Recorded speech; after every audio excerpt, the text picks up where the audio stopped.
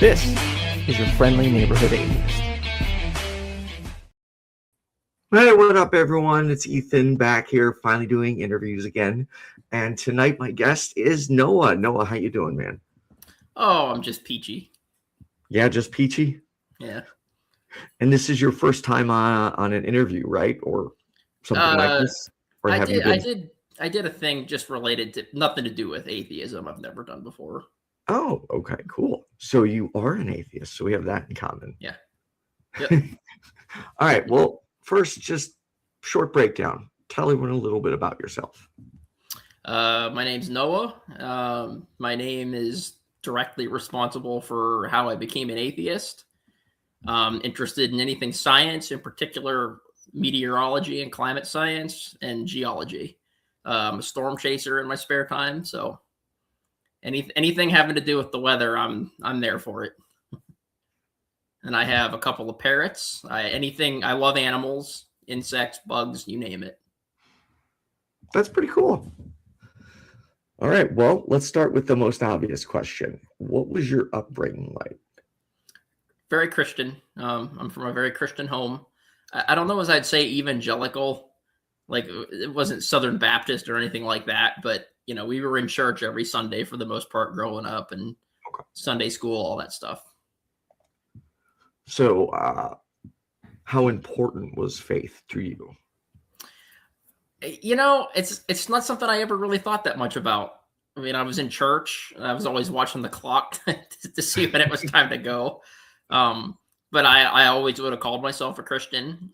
I prayed, and I had some, so I know that like OCD, there's a specific type having to do with religious stuff. So I definitely had some religious OCD symptoms, like praying over and over again. Like if I did something that because I didn't want to wake up in hell someday. So, and I am diagnosed OCD too. So I do have OCD. But I went on some missions trips as I got older after I got divorced. I got to climb an active volcano when I was down there. Club.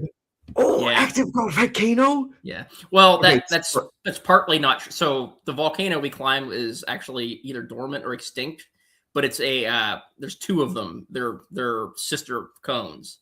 It's the same complex, and the active volcano is right next to it. Like you get a light show like you wouldn't believe from base camp. That sounds really, really freaking cool.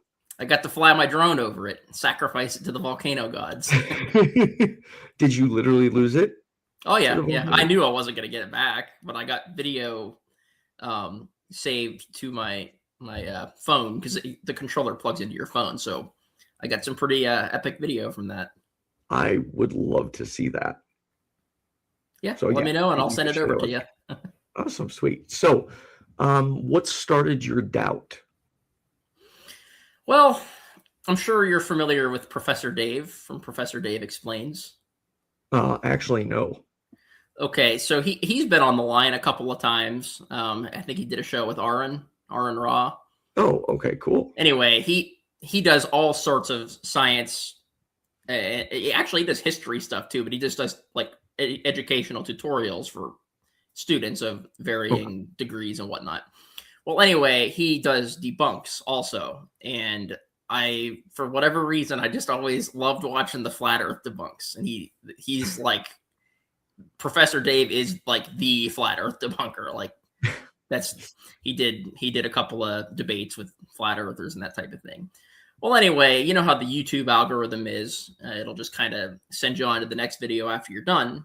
And I wasn't really at a place where I could actually have my phone out at work. So I just kind of went with the flow. And eventually a video from Forrest Valkai came up. I'm sure you're familiar with Forrest. Yes. So how many years ago is this? Maybe 2 to 3 max. Okay. So anyway, I listened to a couple of his videos, and one in particular caught my attention. It was his Flood of Nonsense video, where he's addressing, I actually don't remember what the institution is that came out with the video, but anyway, they were like positing Noah's flood as like a archaeological thing that actually happened, and they had evidence for it. And well, Forrest does a pretty good job of dissecting that and pretty much establishing that there's no way that could have happened. He's a smart guy. Oh yeah, yeah. I mean, he's one of my personal heroes. I love Forrest. I've never really got to talk to him really, but yeah, Forrest and Matt Dillahunty in particular are probably the two biggest. They play the biggest parts as far as like people that I've interacted with that led me to this. Okay. Like, I'll tell you, people. I'm sorry. No, you go. You're the guest. Yeah. So I know people give Matt a lot of guff for being kind of rough sometimes, but a lot of people, I think that's what they need. I needed that. I needed to be told how it was, you know. And so watching him debunk all the things that I would have thought about, like, because I started looking at the Bible after they started saying things, because I never read it as a Christian, of course. And I was like, there's no way they're taking that out of context, right? That's the number one thing that people say. So I started getting into the Bible so I could, you know, what they're saying is nonsense. Turns out what all those guys on the line have to say, it's not nonsense. So yeah, that was a pretty hard pill to swallow. And it didn't take me long at all. And I was like, yeah, I think that this is the Bible. It's not true. Okay. Was it hard for you to let go? In some ways, yes. But it was also cathartic, though. It's really weird how it can be hard to let go, and also at the same time you want to let go. Like there's Right. definitely a part of me that didn't want to let go, but there was another part of me that was very eager to let go of it. Then at what part did you start feeling comfortable enough to start outing yourself? Well, it was pretty quick because I didn't expect that I would become an atheist. And I remember talking to my grandfather about it a couple of times, and things in the Bible that bothered me, like the passage in Numbers 31 that everybody references all the time, you know. And so they knew I was on a path. So I really didn't have to go through a point where I like actually outed myself. It just kind of became obvious, I think, because I've never been that great about being subtle about anything. So I'm kind of the same. yeah. I'm a very outspoken individual. Nice. So, do you think when you say, Matt can be a little rough around the edges, or however you phrased it, do you think everyone needs that approach? And No. is that the approach you would take? No, I mean, I definitely have taken that approach.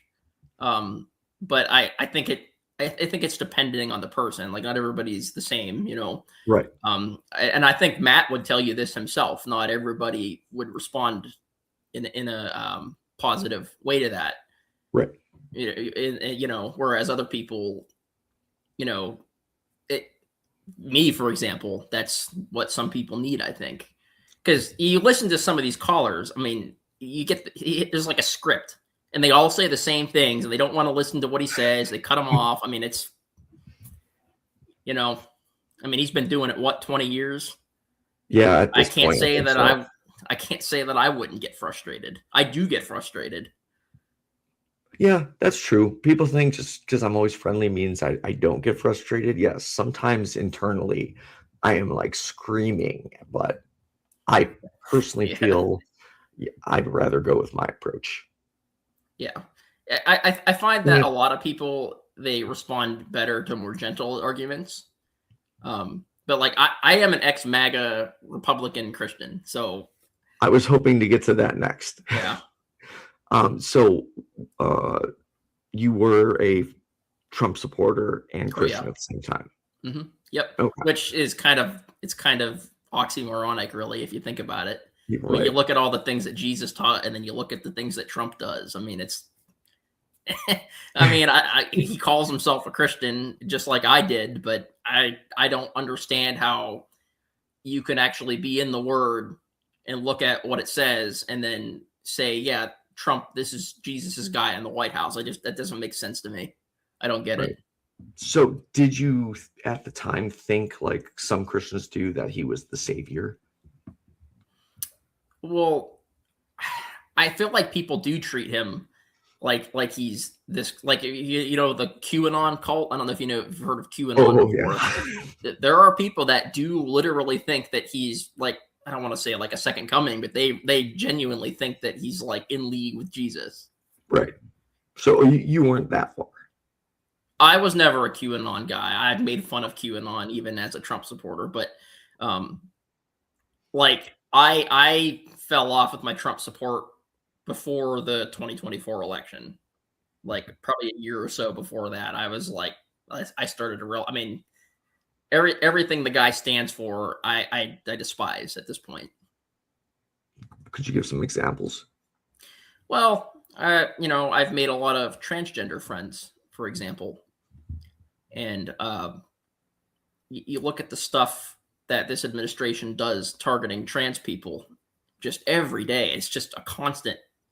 And why? Like they make up such a small portion of the population that they're, I just see that the way he treats people in minority groups, and it makes me sick. I get that. I don't get why other people don't get that.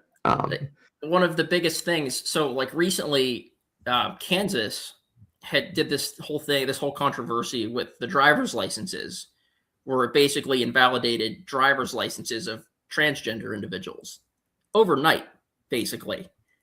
So does that mean they literally couldn't drive then? I'm probably not the guy to ask. I don't really know, because I'm not really trans. But you know, when you look at, like, that's not something that them being trans would have anything to do with it anyway. Like, even if we grant, which there's nothing wrong with being trans, it's not something that people choose. You don't wake up one day and go, oh, hey, I want to be a different sex today. Right. That's not what it is. But even if we grant that's the case, what does taking driver's license, what does that have to do with anything? Right. You know, it doesn't. And like, there's a couple of storm chasers that I follow that I respect the hell out of, and they're trans, and now they have to deal with this whole situation with Kansas, right. And more than likely Kansas isn't going to be the only state that does it. You know, you see one state do something and then other states follow suit. Oh God, I hope that doesn't happen. I do too. I don't want that to happen.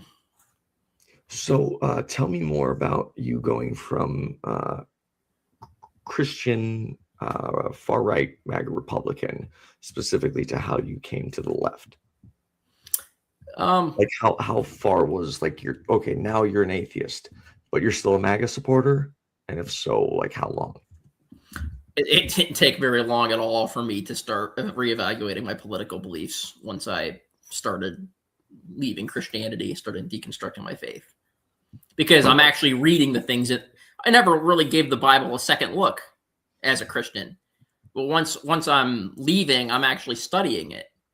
And I'm like, well, yeah, these are all things that are all morals that I was brought up on, you know, treating strangers like you would want to be treated. And that he talks about what you do to the least of these brothers, you do to me. Right. So when you see Trump to me, I'm like, I feel like I almost defend Christianity more than I did when I was a Christian in some aspects, if that makes sense. How would you defend Christianity? Well, I think that there's good messages in the Bible. You know, I think Jesus is saying about what you do to the least of these brothers, you do to me. I think that's great. I like that. I don't necessarily think that something is inherently bad just because it's in the Bible. Okay. But I think you need to take it like word for word, though. I mean, I couldn't just assume something to be good or even true for that matter because it's in the Bible, because once you start seeing things in there that are obviously not true. Right. One of my personal heroes is this guy, Justin, from Deconstruction Zone, or DZ Debates. He has a couple different channels, but the guy, I don't know if he has a master's but he has years of schooling. He went to seminary, he went to Bible college. The guy is an encyclopedia. Like, this guy's knowledge of the Bible is unbelievable. Wow. And he brings up this passage in Deuteronomy chapter 22 quite a bit, where it talks about if a man marries a woman and doesn't find, quote unquote, doesn't find evidence of her virginity, that is bleeding on a rag, because that's how they consummated the marriages back then. Well, God says to stone her. Well, why didn't God know that less than 50% of women bleed their first time? You know, so when you see stuff like that, it couldn't have came from a God. You Okay. know, so that to me, when you start seeing stuff like that, it degrades your confidence that something is going to be true or correct just because it's in the Bible. And I think that there is more wrong with the Bible than there is right, quite frankly. I would agree. So, were you an activist when you were a Christian Republican? I mean, define activist. Okay. Were you doing simple things like on Facebook publicly? Oh, yes. Okay. Yes, that I was definitely doing. I got into arguments about abortion. You know, me as a cishet guy getting into arguments with abortion. I mean, and it was always because, well, God wouldn't like it. So imagine my surprise when I'm pointed to passages like Numbers chapter 5 with the test with the bitter water, or with 2 Samuel chapter 12 where God literally punches a baby. Like, so yeah, I would have called myself an activist for sure, if that's what you mean by activist. Yes. And then what about now in terms of your new beliefs? Same thing? Oh, I'm definitely an activist now. I go out of my way to have these conversations. That's awesome, man. I love hearing. I'm on the other side of the field, though. What do you mean by that? Well, I'm pro-choice. I never would have called myself pro-choice in my MAGA days. Oh, yeah. I do consider myself to be pro-life in the sense that me personally, I don't think I could ever go through with an abortion, but I think that is a choice that should be up to the person whose body it impacts. Who am I to tell someone else they're wrong for? You can't do that without eroding somebody's personal freedom. Right. Even when I was people look at it. Oh, I'm sorry. Yeah. People look at pro-choice and pro-life like it's opposite ends of the same spectrum, but I don't really look at it like that. I think that they're two different things. Yeah, even when I was Republican, I was always pro-choice, and I was always pro-gay marriage. Those were the two exceptions to my far-right extremism. Yeah, the gay marriage thing, I never was really against it, the gay marriage thing. Because I'm like, I mean, what? It doesn't hurt anybody. You know? To me, I always thought that was silly. I remember the thing with the wedding cake, and the baker didn't want to make the wedding cake. I remember that being a thing, and I'm like, just make the stupid cake. Like, it's not like you're like engaging in their lifestyle. I don't know. I just thought that was stupid. Even as a MAGA Republican, I thought that was stupid. Yeah. So, what other areas did you change your mind in? Anything? I was a big time transphobe when I was MAGA Republican. Oh, and okay. When I say phobe, I don't mean they never really scared me, but I definitely I did video game level things. I did a anti-trans. I don't want to go into detail on that because I don't want to draw attention to it. But I was a big time transphobe. Damn, dude. Well, I'm glad you're on our side now. Yeah. And coincidentally, I had a transgender friend who was far right MAGA Republican. As far as I know, they still are. Seriously? I mean, I haven't spoken to this person in a long time. I don't even. They were kind of back and forth with like what gender they were. So I'm just going to use they them pronouns because I don't know. But as far as I know, this person is still a far right MAGA Republican. It doesn't make sense. That actually kind of makes my brain hurt. I mean, look at Caitlyn Jenner. You know, I mean, Caitlyn Jenner has been a Trump supporter the entire time, as far as I know. I don't get it. I don't understand it. Slugs for salt. You ever see that meme on Facebook? Slugs for salt. No. So, because slugs, you put salt on them, it hurts them. So they're slugs for salt. They're like making fun of the idea that people can support the thing that is hurting them and oppressing them. All right, I got an audience question I want you to answer. Sure. Noah, you agree women should have special murder rights to kill their children, right? Question mark. I don't believe that abortion is murder. For argument's sake, why not? Well, no, because murder is the illegal taking of a human life by another human. So that's not illegal, so therefore it's not murder. But as far as, yeah, I don't believe in murder. I think that murder is wrong. Okay, cool. So, how did your parents react to you switching positions? My dad and I have conversations about it. He's been fine. When he first found out, we just said, I'll still love you and everything, and That's good. we've talked about it. I think probably the person that's been most impacted by it is my grandfather. Okay. Right, I can tell that he's hurt, and I try to avoid it with him anymore, just because I don't want to hurt anybody. I mean, they're at the end stages of their life. I don't mean like they're like actively dying, but they're, when you're getting up to your 80s, I mean, it's you're set in your ways at that point, Right. So I just, they're not out hurting people or anything like that. So, and it's, if I were able to convert them or deconvert them rather, I mean, they're just losing a thing that gives them hope at this point. I just don't feel right about, I'm not saying I won't talk about it with them, but I don't go out of my way to try to, drag them out of it, because I know what it was like for me. It wasn't fun. So, Right. Yeah, I'm obviously I have a YouTube channel. I'm pretty out. There's still, though, one person on this planet I am like scared to tell. I think he found out, but for some reason I just because he was like a father to me in many ways, I'm like scared to upset him, because he's very, very, very far right, like bitter far right. Is he a Christian? Yes, Catholic. So I don't know. I haven't been able to talk to him since, so I guess we'll see. Yeah.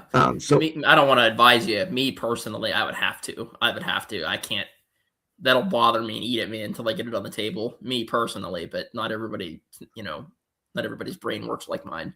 Right. No, it's like that for everything. It's just this one person. I can't explain it. So tell me how you got into storm chasing.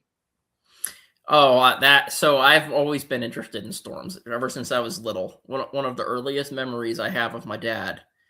Middle of the night, there's an electrical storm, and I mean, middle of the night, I mean, that could be like 9 or 10 o'clock for, when you're a little kid, bedtime is 8 o'clock. So, I mean, Right. For all I know, it could have been like 10 or 11 o'clock in the evening. It might not have been that late, but I remember sitting with him in front of, he would move the couch out of the way of the living room windows, because they had these like big bay windows, and he had me sitting there. I just remember watching this electrical storm. And I don't know if I was scared before that and he came and got me, or maybe he wanted to have a bonding moment, but I vividly remember that, watching the lightning, and I've been hooked ever since. I've always been interested in the science of it. I remember watching like the Discovery Channel Raging Planet series. I had some of them. My parents had got them for me, like to watch. And yeah, it's something I always wanted to do. And then, smartphones came on the scene, so everybody's got computers in their pockets now. It used to be you had to have. Amazing. I couldn't imagine life without my smartphone. Yeah. Oh yeah. I'm addicted to mine for sure. Yeah. Especially Facebook. Yeah. Oh my God. Don't even get me going on that. But yeah, as far as the storm chasing went, I went through a divorce. And then after that, I was just like, why don't I just get some gas and go out and learn, go out and do it. Too young for a divorce. Well, I mean, got married pretty young, and the marriage didn't last very long. Okay. We were already having problems, and stupid me, I thought, we'll get married, that'll fix all the problems, right? No problems. Yeah, no, I was a big part of, like, I put most, if not all, of the blame for that divorce on me. I respect that. I had porn related habits and that kind of thing. That's not good for a marriage if the other person is not for it. Right. Not that there's anything wrong with pornography use, consensually, but Yeah, I want to be clear about that. I talk about porn addiction. I'm not poo-pooing porn at all. It's like alcohol. There's a right amount where you can use it and it'd be totally fine, and there's nothing wrong with that. I put my responsibility for that entirely on myself. Well, that's good of you to take ownership of that. Well, I like porn. You can't fix it otherwise. So no, can't. So tell me about some of you talked about a volcano, but any other like tornado experiences, hurricane, anything? Never a hurricane. I've never been in a hurricane. I don't have a desire to. Oh, okay. Well, here's the problem with hurricanes. What happens when you have hurricanes? You have evacuation, and you have the gas stations that don't have gasoline available because everybody panic buys it. You have flooded roadways. It's just it's a good way to get caught and stuck somewhere and you can't move for weeks on end. Right. I've just never had a desire to do it. Okay. That's fair. I wouldn't want to be anywhere near a hurricane. Yeah, and I'll tell you what, people underestimate the power of floods and water. Like water is like it's pretty deadly. A lot of times, like the supercell thunderstorms that produce tornadoes and the baseball size hail, all that stuff, they produce flash floods. And people ignore the floods. They hear the word tornado and they're in their basement. Well, the floods kill a whole hell of a lot more people annually than tornadoes do. Do they really? Yeah, I mean, I couldn't pull the statistics for you, but I wasn't expecting that. Yeah, a flood will kill you. It's a thing that people forget. It's like they forget. They hear tornado and they freak out. But yeah, there's one story. I never live in an area where there could be a hurricane because it terrifies the crap out of me. Well, not even just from a hurricane.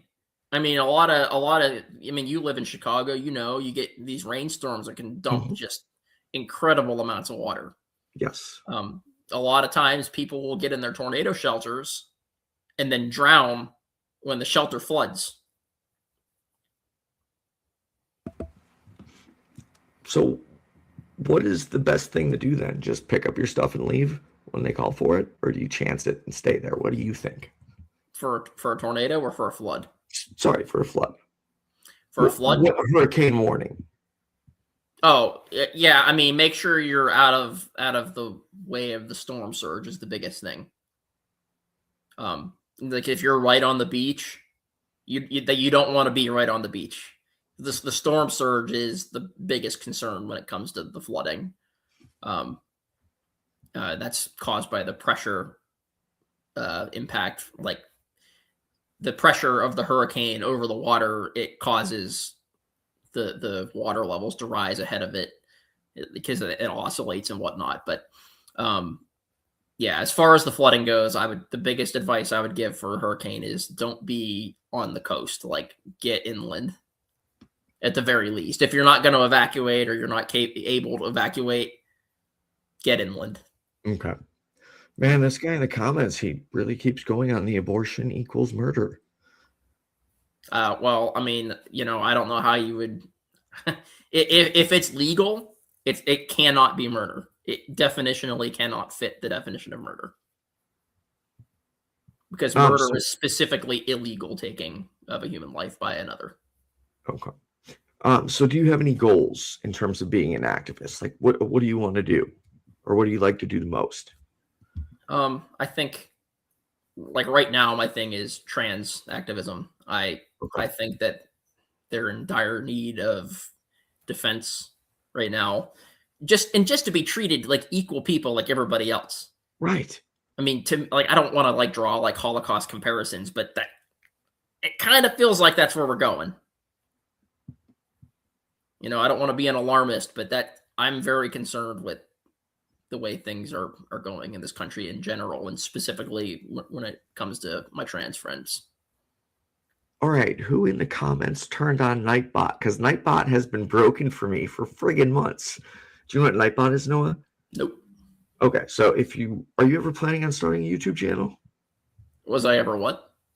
Are you ever planning on starting a YouTube channel? Like, do you want to do more of the community? I would like to. Yeah, I mean, I do have a channel, but it's like I mostly just post like my raw videos from my chases on there. It's not like I'm not in there like engaging with people really. Okay. I would like to. You should start one. The more voices, the better. Yeah. Yeah. I would have to, I don't know if I would want to do something like what Forrest does, for example, where he does like science related things having to do with like evolution. He has that series Reacteria that's just fantastic. I know he jokes about it being terrible, but that series is awesome. Really? Yeah, I haven't watched much of his stuff, unfortunately. So I know him. I've watched him on AXP, I think. But I never watched his actual content. He's on AXP, The Line a lot. I don't know how much he's on AXP these days. I know that he does go on there occasionally. But I think his biggest home is like The Line with like Jimmy Snow, Matt, and all those people. Okay. I got kind of bored with call-in shows. Yeah. I noticed they get less and less theists to actually call in these days. I like the argument. I like the thrill of the debate, so when they just have people calling in that agree with them, I mean, I listen to it sometimes, but I can't listen to it for hours and hours like I could with people arguing. Right. Exactly. I agree. It can be fun to watch. I mean, I used to love watching it all the time. I'm a big true crime nut too, so I really? bring it forward that I do true crime. Yeah. So, what's your favorite? Like series or anything true crime related? So I'm particularly interested in criminal psychology. So like all the like serial killers and stuff, like understanding the way their brains work, I just find it fascinating. Maybe a little morbid, but fascinating. Like I was listening to a thing about the Son of Sam killer out of New York today. It was interesting. The FBI has denied it's a serial killer, but people are suspecting that Smiley face. Smiley face, yeah. Yeah, I'm familiar. But the FBI refuses to, or not refuses, sorry, that they're saying they're hesitant to call it that because there hasn't been smiley faces at every single one. But it is interesting. Well, the FBI, I mean, if you look at like I grew up, you ever heard of this pizza bomber case? You ever heard of that before? Pizza bomber? No, I haven't. So there's a series about this specific case on Netflix. It's called Evil Genius, but these people basically got this pizza delivery guy, and there's some bit of debate. What the guy might have actually been involved in it to some degree. I'm not convinced of that personally, but anyway, they get this pizza guy and they call and order a pizza and they strap a collar bomb on his neck and force him to go rob a bank. Well, the police catch up with him and he blows up on TV. Kills him, and there's this whole convoluted thing with like the plotters. It took them years to solve that, and they never really did get all the answers. Wow. I mean, these people are right in front of them. They're interviewing him with another case. One of the people that was involved with it called them, and he had a body in his freezer, and they didn't think, oh, this guy is not. It's from the address that I guess where they called and had the pizza delivered to. Or very close to it. They didn't think, well, maybe. How do you not put two and two together? I mean, I'm not a criminal investigator, so I don't know. But to me, I find that kind of astounding. So, do you have any other interests? So, I haven't done it in a while. I've just been busy with work and other hobbies. But I used to do quite a bit of scam baiting. Ooh. Do you got like a really good one you can share? Like one really good story? I have a YouTube channel where I've got hours and hours of content. Just serious? What's on there? Yeah. So do you just string them along on the phone as long as possible? Not even just on the phone, like through email and everything. Like a lot of those guys, like this one guy I had on there, I had probably 6 hours worth of phone calls with him over the course of 2 months. Are you hundreds serious? and hundreds You of emails. that long? Oh yeah.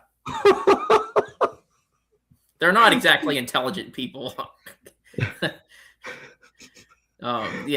Getting them, because you're wasting their time. That's time they could be spending scamming someone that's going to fall for it. Right. And yes, I am wasting my own time, really, if you think about it. But you are helping other people, so that's pretty awesome. Can you send me the channel link for that?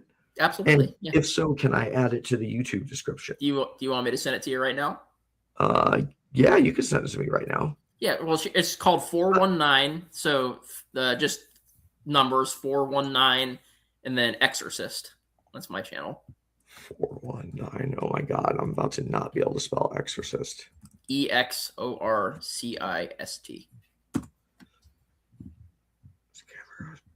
Found it. I don't want to click it because it's going to auto start playing. Nope. Yeah, it's okay. Cool. Yeah. I'll put it in the comments and I'll put it in the description of the video. So before we go, anything you want anyone else to know about you? No, I mean, I'm open if anybody has any questions, but yeah, I don't, I don't have anything. I came mainly on here to talk about, atheism, but. Sweet. It's funny how we met. We have a mutual friend. They posted about not having anyone like-minded in their area, and then I said something and you said something to me. We started talking and I was like, dude, I can tell this guy's smart. I'm totally interviewing him. Claire's a good person. I like Claire. I've actually never met her in person, but I haven't either. So shout out to her. Yeah. All right, Noah. Everyone, thanks for tuning in. Noah, don't disconnect. And I'll be back next Tuesday with an episode with Dr. Daryl Ray. Topic, sex. And also, thank you to all my patrons and have a good one.